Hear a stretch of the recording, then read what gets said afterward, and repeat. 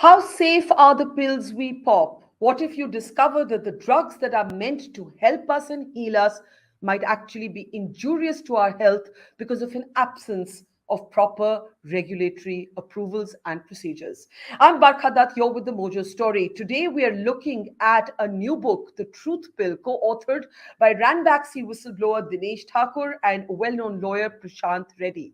The book makes several arguments that the way drugs are in fact approved is quite literally harmful to the health of Indians. The book also argues that there's a kid glove treatment for manufacturers that do not meet the prerequisite guidelines and safeguards that are meant to be followed before a drug is released into the market. It humanizes the dimension by talking about children who have, for example, died from spurious and harmful cough syrup, but points out that not enough stringent or even criminal action is taken in cases such as these. It also calls out what goes by the name of Ayurveda, advertisements, for example, by Baba Ramdev and others, that make all kinds of tall claims that people may believe only to the detriment of their own health. Let's introduce the co-authors of The Truth Pill. Joining us on the program is Prashant Reddy, who's of course a well-known lawyer and specialist in this space. And also joining us from the United States of America is Dinesh Thakur. Mr. Thakur was, of course, the famed whistleblower in the Ranbaxy case, shining a light on how the company was quite literally endangering the lives of patients that were using drugs manufactured by Ranbaxy. Welcome both of you to the program. As I said, the book raises a fundamental question. The drugs that we consume, often available even over the counter, despite the requirement of prescriptions, might actually be harming us and we don't even know. Dinesh, I'll start with you. The book's prologue is actually set against the backdrop of a horrible human tragedy, one that did not get enough attention in the national media. In 2019, children that have died, it is found, because they have consumed a particular cough syrup that had, as it turned out, a toxic chemical in it that should never have been there. Talk a little bit about this particular tragedy as we set the stage for what you argue in your book. Thank you for giving me this opportunity to talk to your audience about this book. We open in our book, make sort of describing what happened in Jammu for two reasons. One, it's very recent. It's only a couple of years old right now, this tragedy, right? What happened in Jammu with this 11 children that we've documented, and 12th actually happened, a few months into it. To kind of sort of tell you that this is not history. This is not Ranbaxy, that what happened in 2004 or 2003. This is happening today. And we've seen, and you've written about this in your book as well, the human tragedy of what happened during COVID, right? The kind of things that have actually been sold as therapy for a lot of unsuspecting and hapless people at that point in time. We wanted to use this particular incident to kind of bring attention to the fact that even today, after all that we have gone through, 75 years of us being independent, the quality of our drug supply is not what it is, not what it ought to be. And we use this example that's very recent to try and illustrate this point. These were children born to very, very poor people. And it's a sad aspect of it is it never actually made big news. Just like what happened, back in 1955, we document this. This is the fifth mass tragedy for drug poisoning in India. Not first, not second, 5 times this has happened. The first time this happened was in Mumbai, where we really did well. We had Justice Lenton actually conducted inquiry and hold people accountable for that. How far we have come from that aspect today. Only two what troubled me more as I read through your book, Dinesh, was the fact that the law is such that criminal prosecution rarely takes place. So this is, this is literally playing with the lives of people. It quite literally makes the difference between life and death, as we saw in the death of these 12 children. Why do you think that is? I mean, obviously, the simple sort of conspiracy theory would be that the laws are designed to protect the big pharmaceutical companies. Is it that, or is it a lack of understanding? Is it a lack of execution? What did your research find, Dinesh? It's a combination of all of those things. It's a combination. I mean, I can't point to one thing and tell you that, okay, if you fix this, then everything is going to be okay, right? So it's because our laws are outdated. It's because our regulatory system functions with so much opacity that we don't even know why people approve drugs. And we've seen this happen during COVID, right? There is absolutely no transparency. There is very little in the way of accountability, even in cases where the ministry and the bureaucrats mislead the parliament, as happened with Ayush drugs, right? The kind that they try and license it and essentially sort of use misleading advertisements to try and get around unsuspecting people. It's also a question of awareness among general people, right? We don't think about these things. We have a culture of popping pills without fully understanding what is it that we are actually doing. And finally, even the medical community. I mean, only a few weeks ago, there was a study about antibiotic misuse in India, right? Everybody talked about the fact that this is what is happening. But how little has actually the conversation been about why does it happen that way, right? Are our doctors who are prescribing these antibiotic pills really, do they really understand what evidence really mean? Or do we go by what is actually told to us by the medical reps, the advertisements, and the pharma companies? Yeah. So the combination of all of these things and our effort in this book is to try and bring all of these aspects together in the hope that people who read it will understand that this is something that's Yeah. systemic to And us. and Prashant, the book comes as there is a new draft legislation. Both of you co-authored a piece in the Indian Express. You said that the proposed draft is, you found it disastrous, and you actually felt that it was weakening a regulation more instead of strengthening it. You also called into question that one of the bureaucrats who was involved in its drafting has since been accused of corruption and so on. What for you is your central concern? If you were to look at the regulatory environment today and how the medicines we have are approved, what is the most glaring weakness in the link, in the chain, the weakest link, as it were? Yeah, thank you for asking me that question. That's a very relevant question. Uh, I think that the weakest link is the lack of transparency in how exactly the system runs on the ground. So if you compare the Indian regulator to the American or European regulators, you will see that they put out very little information. I mean, one of the reasons it took us so long to put out this book is because we had to fight with the government for every piece of information that we get. So, for example, government labs test a lot of drugs that they draw from the market, but they don't put out the test results. Only a couple of states put them out. So, you don't know what exactly are the drugs that are failing tests half the time. You don't know which companies are being prosecuted. You don't know which companies are not being prosecuted. When it comes to new drug approvals, if you go and look at the US FDA website, they had put out a fantastic range of information on why exactly the drug has been approved. In India, we put out approximately 150 words of one particular committee. That's it. So the moment when we were designing a new law, our hope was it would have inbuilt safeguards for greater transparency by design. And once we have more transparency, then the system will start correcting itself over a period of time. But transparency is where the reform has to start. Dinesh, I was astonished to read about a drug that was actually used in India as an appetite stimulant, for instance. And one of the arguments that your book makes is that they can be drugs that are approved for, let's say, reason A, in this case, Belgium, but are used for something completely different in the Indian context, Correct. and not for what they were manufactured for. I think it was, please tell me if I'm correct, saying it correctly, Buclizine? Reason, yeah, yeah. Buclizine. So tell us a little bit, for example, using this as an illustrative example. So it's really interesting, right? So the backstory of this work is that this drug was actually one of the drugs that was considered when the Parliamentary Standing Committee in 2013, in its evaluation of the National Drug Regulator, they looked at a number of different drug approvals that the regulator had given, and they pointed out that in this particular case, this drug was approved for use in children as an appetite stimulant with zero data, nothing, absolutely nothing. And the trouble is that because this was in the Parliamentary Standing Committee report, we had the opportunity to actually call the drug regulator out. We basically said, look, can you tell us what actually happened after the Parliamentary Standing Committee tabled its 59th report of the evaluation of the drug controller? You know what? It took us 2 years. They buried this report. And this is one of the 4 drugs that the Parliamentary Standing Committee actually had identified.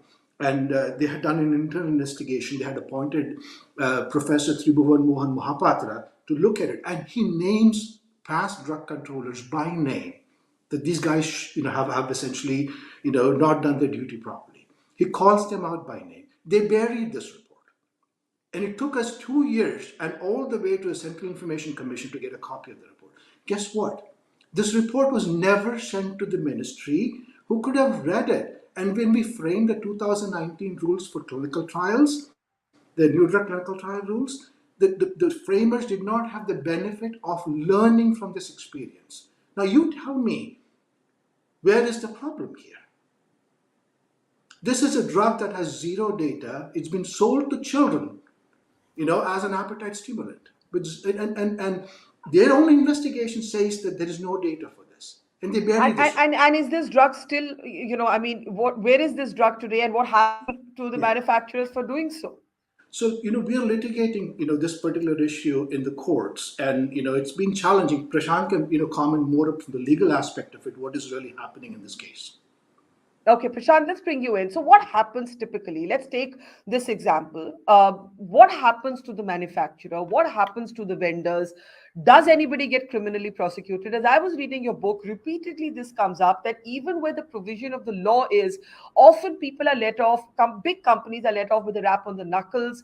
Basically, I'm simplifying this, but a kind of arrest till judge rises, which basically means that as soon as the judge stops sitting in court, the arrest period is over. What does this actually mean? I don't think people know this. Yeah, I mean, even we were stunned when we found these judgments, but it's a pattern across states. So we were able to track down judgments in Maharashtra, Karnataka, and Tamil Nadu, basically.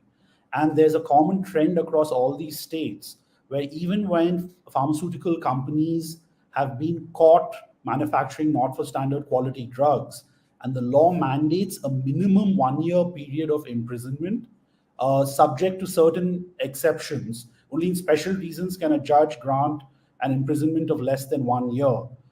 But across the board, there's these trial court judges, basically judicial magistrates who hear these cases, have been sentencing the pharma companies, as you said, to simple imprisonment till the rising of the court, which means that if the judge gets up for lunch, they're free to go. And they also have to pay a small fine of perhaps between 20,000 rupees to a lakh, which is peanuts for these guys. Now, part of the problem is obviously that, it's also a reflection of systemic issues in how criminal courts in India deal with economic offenses, because judges tend to, these are judges who are dealing with, murderers and rapists and robbers on a daily basis. They see these kind of cases as, victimless crimes, and hence they don't send these guys to jail as required in the law. But it is a regular feature across even very well governed states where cases are prosecuted and taken to their logical conclusion. Dinesh, one of the other things that the book actually talks a lot about is what is known as traditional medicine, or Yeah. Ayurveda. And to make the point, both of you make the argument in the book that it's actually very sort of difficult now to call these practices out, and you can no longer say this is anti-science. The trend has almost gone the other way. So Yeah. let's start first with the kind of advertisements we've seen. The Patanjali group, for example, Yeah. take out recently, Yeah. even during the pandemic, making all sorts of outrageous claims. Yeah, so I think the challenge here, Barkha, is that over a period of time, we have kind of moved the needle away from what was originally considered, proper science, to getting into an area where we're making claims based on nothing but somebody's sort of interpretation of what the science is.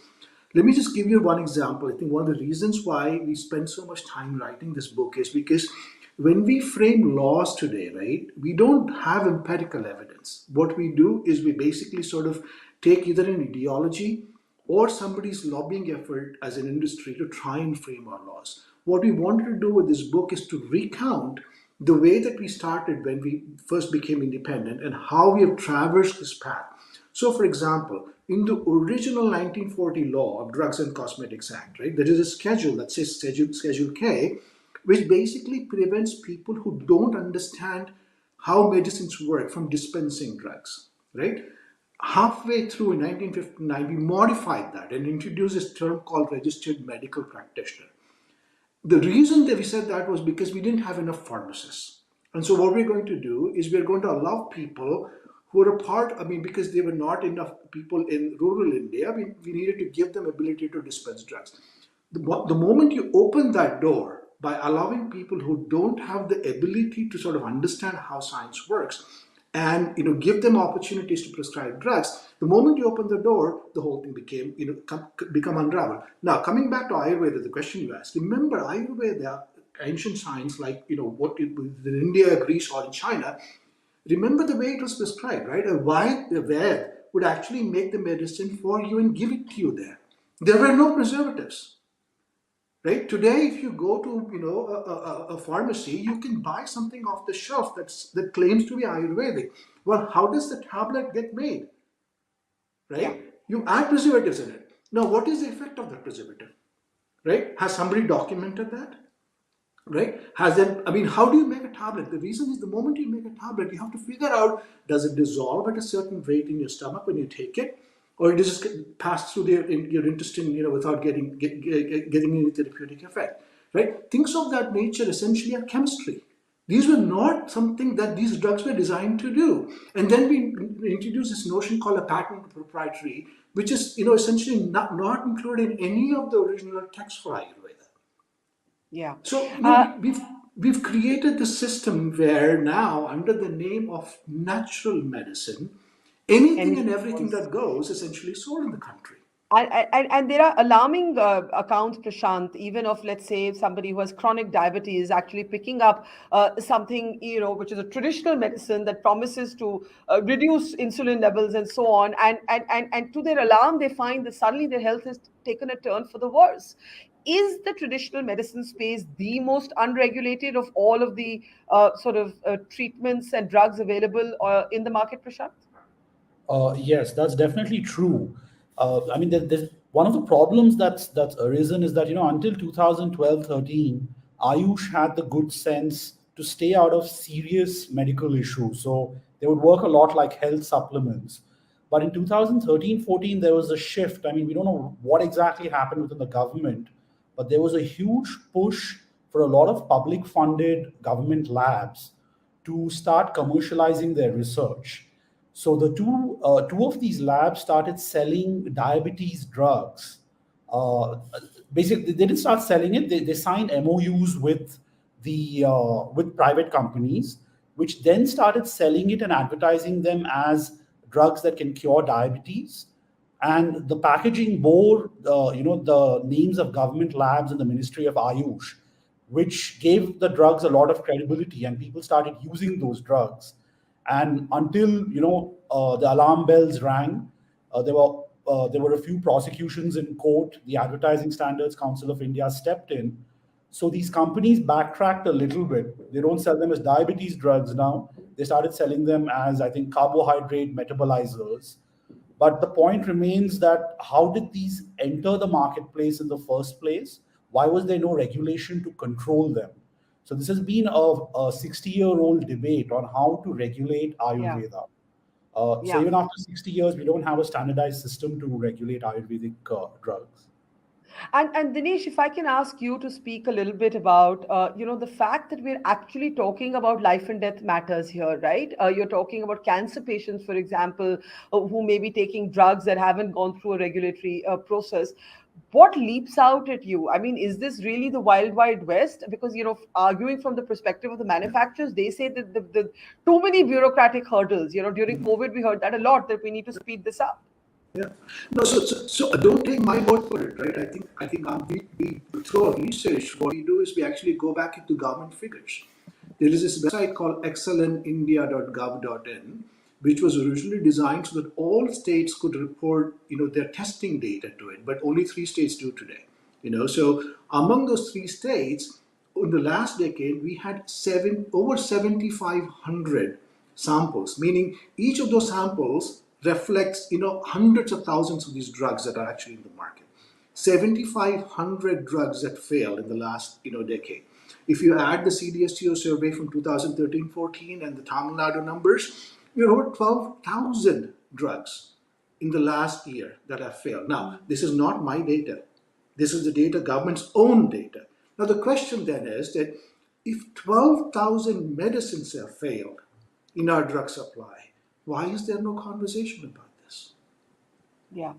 And why do you think that is? Well, Why do you think that this, which concerns all people, are our medicines safe? Is what we think is going to make us better, making us worse? Why is there not more of a noise around this? yeah. So that's the crux of this problem, right? The reason why we wanted to write this book is because to illustrate why this problem exists. Because the data it is what it is. I can't make up this data. This is government's own data. What we do is we narrate things that we believe are important to understand why these things happen. For example, we describe the story of how after 46 years of originally thinking about a drug recall law, even today in India, we do not have a drug recall law. We go through every meeting of the Drugs Consultative Committee where they think about this or talk about this, where they create subcommittees to read it, come back again and say this is important for us to do it. And guess what? They say that our industry will go broke if we try and do this. Right? So That's quite who are you scary. batting for? Yeah. Are you then, as a regulator, batting for the industry? Or are you batting for the citizens of India? Right? What we are doing here is we are using the government's own, and as Prashant said, it took us 3 years to write this book, is because we wanted to collect this data. I remember what happened in 2013 in the Ranbaxy case broke, right? Very notable public health specialists, doctors, industry came out and said, oh, this is just a one-off thing. It's a documentation problem. It's the bad Western pharma trying to make us look bad. The only way that I would counter this was if I had data. And that's what we do right now. We, instance after instance, we try and explain with the government's own data how the regulator is more concerned with ease of doing business, protecting the So what have we learned industries. from Ranbaxy? Since you blew the whistle on Ranbaxy, what have we learned? How much have we changed? Well, I mean, Ranbaxy's situation improved the quality of medicines where I live right now, in the United States. That's the sad part, right? But nothing for Nothing's India? changed in India. That's pretty chilling, Prashant. If I give you the last word as we close, let's say, Dinesh spoke about the absence of a drug recall law. Let's say a drug, like in the case of the cough syrup that actually claimed the lives of 12 children. What would be the law under which that manufacturer or that particular product would be recalled?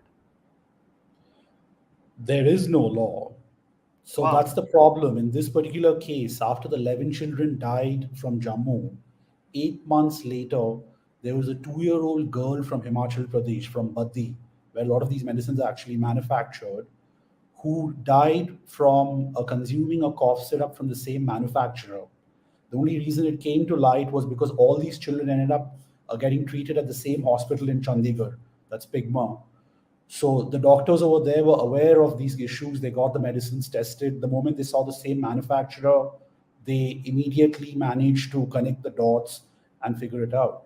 So on this recall law business, despite the government having a system of labs which test drugs, the drugs fail those tests. The only thing the government does is it puts out something on its website uh, indicating that these drugs have failed, and perhaps a communication to the drug manufacturer to withdraw the drug from the market. But we know, and the government also knows this, that manufacturers will not voluntarily withdraw their drugs from the market because of liability issues, reputational issues.